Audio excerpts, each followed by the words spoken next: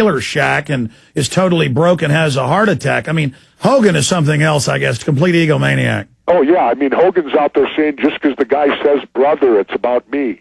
I don't think so. Hey, by the way, I loved what you revealed about Hogan on Stern the other day. I happened to hear that. Don't do it here. No, I won't. This is a conservative show, but it was hilarious. Okay. Oh, my goodness. Okay. The time we've got, we're going to get serious. Hulk forgets something. We Navy SEALs don't get mad. We get even. Well, when I've got you for a full hour to take calls, come up in about 8-9 days. We appreciate that time. Sure. We'll get more into all that other stuff and all the serious issues. But tell us about the paperback of Don't Start the Revolution Without Me. Well, I added, because the epilogue was now outdated. I don't know if they removed it, but I added a couple new chapters and we updated it, which is what they always do when a hardcover goes to paperback. But, I updated a new chapter in it and all that stuff. But again, it's a wake-up call, I hope. I hope this country will wake up to the fact that, dissension is the greatest form of patriotism, and the fact that if you don't hold your government officials' feet to the fire, you're going to get bad government, that's good, that's not unpatriotic. And we better start taking our country back or we're going to lose it. Because, Alex, to me, if we're torturing people now, that means the terrorists are winning because they're changing America. And that's what they've set out to do. Do we really want them to win? I don't. Well, Jesse, Governor, you're a smart guy, and we've had a lot of talks, and I know you're getting deeper into the whole underworld of the New World Order and all this, doing a lot more research on it and working on a lot of projects, a book and a TV show and the rest of it. I don't know how much that we can get into, but some of that's got, gag order on it because it's, being produced right now. But we talk about the buildings clearly being blown up. And then the question is, who could put them in there? Who could do it? I know you've been in Mexico, but now they've had top scientists, 2 peer-reviewed journals, top Dutch physicists have come out, international news, BBC, national TV in Europe, confirming they actually got the thermate samples from the buildings. They were blown up with explosive thermate.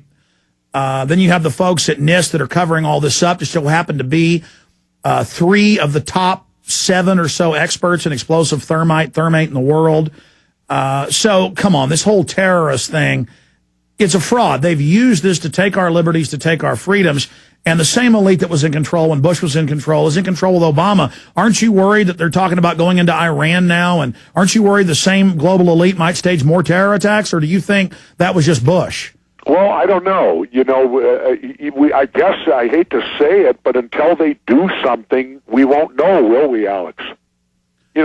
Because we're not on the inner circle, we're not sitting in on the meetings where the decisions are made, so I can only respond as it happens.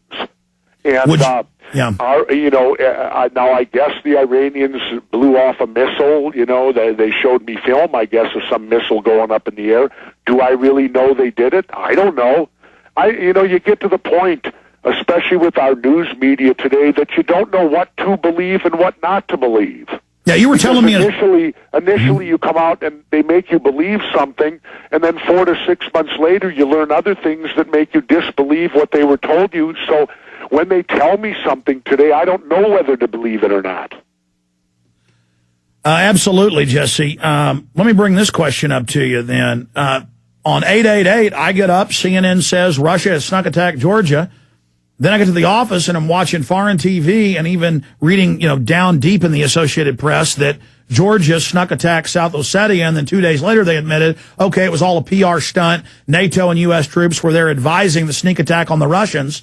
I mean, that's how much our media and government will lie, is that they will launch sneak attacks on Russian territories. Does that sound like a good idea to you, Jesse? No, not at all.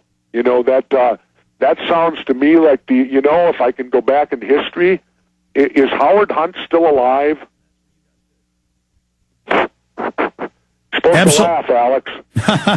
No, I mean, that sounds like the stuff they were doing to Cuba back down the days of the Bay of Pigs and all that stuff when our CIA was down there trying to overthrow Castro secretly and making attempts and blowing up ships in the harbor and doing all that sort of behavior. It reminds me of the stuff that went on in Central America during the whole Iran-Contra stink. What this country's got to do is get its head out of its you-know-what and start realizing that there's a reason that these people don't like us out there in the world. And a lot of it's got to do with our behavior.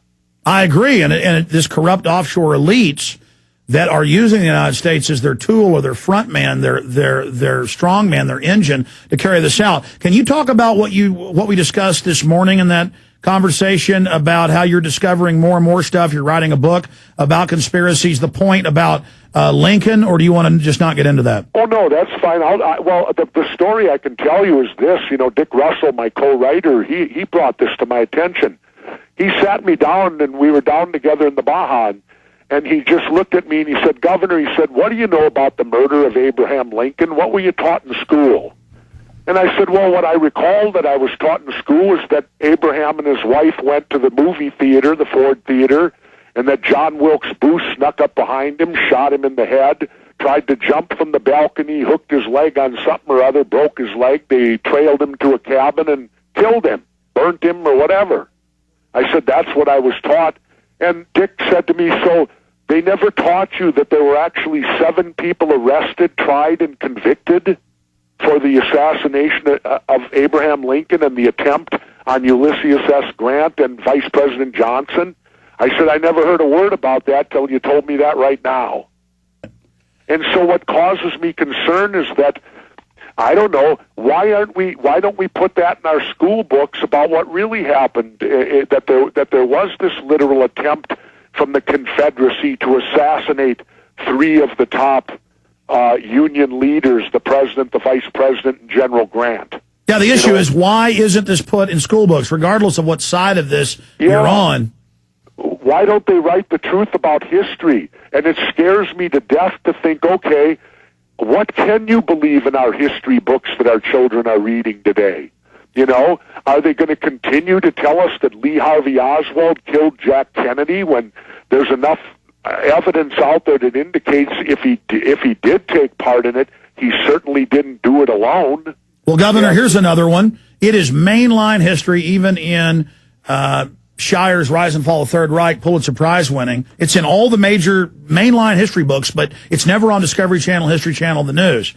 Did you know that the British and U.S. governments actually funded Hitler, that Edward VIII, the king, was a Nazi, had to escape Germany when the war started, and that the West basically told Hitler to go ahead and do what he did, that they were going to back him, and then they turned against him? I mean, Hitler's still evil. The point is that that's why they let the British escape at Dunkirk and all that. That's why the Reichsfuhrer came in and parachuted into England with a peace treaty saying, I have the peace treaty. Why are you doing this? We had a deal. Alex, I have to tell you, I don't know of any of that. I have to claim ignorance. I've never studied it. I probably should.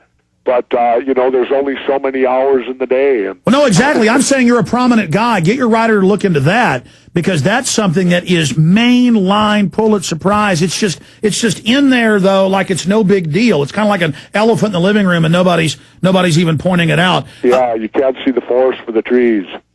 Absolutely. Did you get enough? Interesting stuff. No, the book we're going to write, though, is going to deal with multiple conspiracies down through the years, and and cover them, and just hopefully make people think a little bit and realize, because I still sit back and say, you're telling me all the assassinations of the 60s were all done by lone nuts? I lived through then, and I just can't believe that there wasn't one more person involved than who they told us. Well, it's now come out that Patty Hearst and the Weathermen, that was all staged. That's mainstream declassified. And every time I hear about mad bombers that are about to blow something up, I was in the shower this morning with the radio on, listening to NPR, and they admitted this latest group of idiots they found in New York. They admit, oh, by the way, the informants set up the group, were leading it, and gave them the explosives. Well, again, Alex, you know more than I do on that stuff. I can't comment on it because I have no idea. Well, you're a very smart guy, and you've got a lot of courage, Jesse, and you've certainly been learning a lot of stuff I didn't know about, and you've taught me quite a bit about things that have happened. You got to remember, Alex, you're here all the time now. I take a leave of absence for 6 months. Well, I think that's good. I think you deserve it after all you've done. Speaking of that, they keep asking you, are you going to run for the Senate? Are you going to run for governor? Are you ever going to run for office again? At this time, no. I don't, but I never say never, because, I can't predict the future. I can't predict if something would happen that would inspire me to do it again. But right now, I don't have the fire in my belly to go for, the Senate race. You know, it really came down to flipping a coin. I let destiny determine it. But the other main reason was I thought about, at my age now, that's 6 years of my life that I got to go hang out with people I don't even like. Yeah, they are. That's difficult to do, at this point in my life. I've only got so many more years on the planet. I'm closing in on 60 years old, and I want to enjoy myself. And to go out there and hang around with them people for 6 years, that would be like, why don't I just go put myself in prison? Well, Governor Ventura, I understand, but that's the problem. Evil people will scrabble and claw to get power, will gnaw through steel to get it, and then good guys like you